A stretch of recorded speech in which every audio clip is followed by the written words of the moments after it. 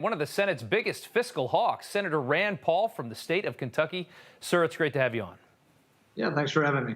All right, so the Senate parliamentarian struck down Nancy Pelosi's $100 million train extension in San Francisco. Biden has agreed to lower the cutoff for the stimulus checks down to around $75,000 for the individual. It's still a massive bill, though, at a time when a lot of people think we should just be reopening and getting back to work. What do you think? You know, I have people on the phone today in Kentucky who had ice damage and flooding damage, and they think the government through emergencies ought to be involved. And I said, well, the government's too busy giving people who make a couple making 150 grand who didn't lose their jobs getting a check. Yeah. And meanwhile, I have to tell these poor cities and counties in Kentucky that are flooded, oh, well, we don't have any money for flooding, but we sure have money to give to people who didn't lose their job. It makes no sense at all. Democrats are passing out money to people who did not lose their job and who are not hurting. Meanwhile, when people are in the middle of a disaster and lose their electricity or in shelters, government says, oh, too bad, we don't have any money. It doesn't make any sense at all. Yeah, and I think Democrats kind of write this off as, there's going to be some people, you can't get it right every time. But, me personally, I know a lot of people that didn't miss a day of work that are just looking forward to these checks. I mean, I think it's a much bigger problem than Democrats say it is. Two of my kids have graduated from college. They're on their own. We're proud of them. They're making money, but they're not rich. But they don't need a check from government. They didn't lose their job. My father-in-law is 89 years old. He's a great retired veteran, has a military pension and Social Security. He'll put it in the bank or he'll buy stocks with it. Right. He doesn't pay. His house is paid off. He's not rich either, but he doesn't need a check. He's like, he asked me, why don't you give it to the waitress or the person who works at a hotel that lost their job? Absolutely. Or the person that works on a cruise ship? But why are you giving it to people who don't need it? And it's just really this egg-headed notion that we can grow money on trees, shake the money tree and pass it out. But they're doing crazy stuff with it, too. There's $10 million in there to study Native American languages. There's $750 million in there for Native American housing. I mean, really? That has nothing to do with COVID. There's $300 billion in there to bail out New York and California and Illinois and all these profligate liberal states that spend money like crazy. Yeah. So there's nothing good coming out of this. It's a terrible bill, and not one Republican is going to vote for it. And it passes still, though, right? Not one Republican votes for it. It still passes, right? I don't know. Well, it probably. My buddy Ron Johnson from Wisconsin's making them read the whole thing as we speak. I don't know if it's started yet. He's going to make them read every word. That could go on for 24 hours. Make him read every word. And I'm proud of him for standing up and saying, look, we're just not going to take this lying down. We should fight back. Yeah, absolutely. I like that idea, too. Texas and Mississippi, talking about COVID here, are reopening. Biden today called it Neanderthal thinking.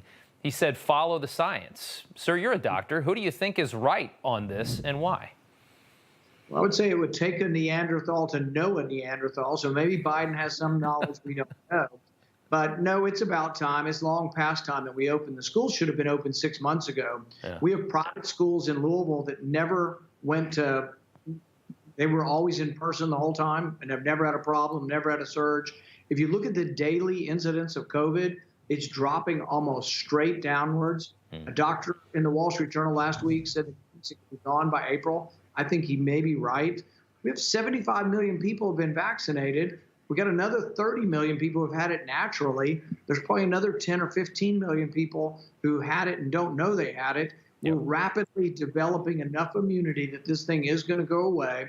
We should be celebrating, and the people who have been vaccinated or have had it should be throwing their masks away or putting them in a pile and burning their masks and telling Dr. Fauci to go fly a kite. We can make our own decisions in a free country. Yeah, couldn't agree more. We're currently $28 trillion in debt. This bill goes through. I guess that'll bring it up to about 30. Does this ever get addressed? I mean, I look at this and it's just an astounding amount of money. Does this ever get addressed, or does it just blow up in our face one day?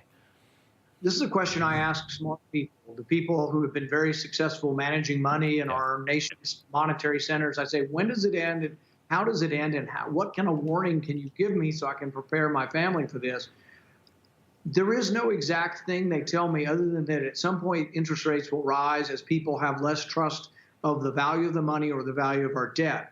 But we do have a printing press, And the thing is we've been able to survive a long time in the printing press because other countries' currencies are worse. Think about it. If you live in Venezuela and have money, would you want it in their currency or our currency? Right. As many problems as we have, we're about 1,000,000 times better than Venezuela or Zimbabwe or these other countries. So some people refer to it as the cleanest shirt in a closet full of dirty shirts. Right. The American currency is that cleanest of dirtiest shirts.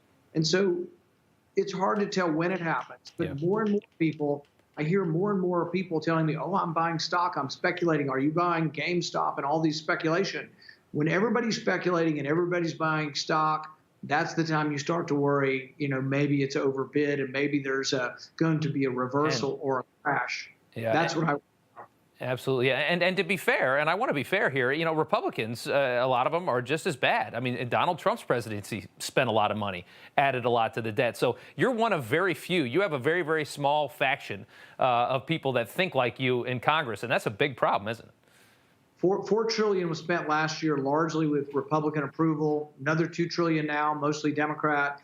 I haven't really been for any of it. I've been for opening the economy. I've been trying to weather the storm by vaccination and using some common sense precautions. But no, the question is, where did that $6 trillion go? A lot of it went into the stock market. It was printed up. It's not real wealth. It's sort of like the emperor has no clothes. We really don't have money to give you. We give you a false sense of money by giving it to you, and has value until one day it doesn't have value. And whenever this happens, in 1929, it happened because you had this credit expansion during the 20s, and then there was reversal. That's my fear, is we're having this massive stock bubble now. Everything's going through the roof, and everybody thinks it's easy money. That's the time when there's a correction, when you least expect it. If that happens, a lot of people are going to hurt in a downturn. Yeah. Today you tweeted out, Audit the Fed is a widely supported grassroots movement that aims to shake up the Washington establishment's spending addiction. It is by far time Congress passes this legislation to hold the Federal Reserve accountable to the people's representatives. Now, a lot of people out there can't really wrap their heads around what the Federal Reserve is. It's tough for me to understand a lot of times, too, and why exactly it matters. Explain this to us. It's a way of printing up money to buy our debt. So when we borrow money, we actually borrow money. We print up things called treasury bills and we sell them.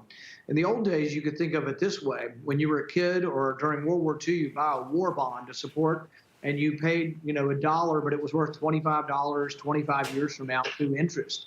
And that's buying of debt by the private public. What the Federal Reserve is a bank created by the government that then basically prints up money or a computer entry to buy a treasury bill, and then they have it and they say, oh, we have $4 trillion worth of assets. But what they have is a stack of paper that's only redeemable by taxing another generation. But it's worse than that. During the downturn in 2008, 2009, they began buying mortgages. So the Federal Reserve owns mortgages. They even own bad car loans. They own all kinds of stuff. Sure. But they have propped the economy up by buying these things. So it's artificially, once again, stimulated things like the stock market and home sales. But there is a day of reckoning that's coming, and auditing the Fed is the first step to trying to figure out what they've done so we can make the correction less harsh when it finally comes to our country. Senator Rand Paul from the great state of Kentucky, one of my favorites to follow in the Senate. Sir, thank you so much for the time. Thank you. All right. Hi, Emma Reckenberg here. If you like this video, there's a whole lot more to see on Newsmax TV. You can watch for free right here on our YouTube live stream and be the first one here each time our experts break down real news. Just hit that subscribe button, ring the bell icon, and stay with us on America's fastest growing cable news channel, Newsmax TV.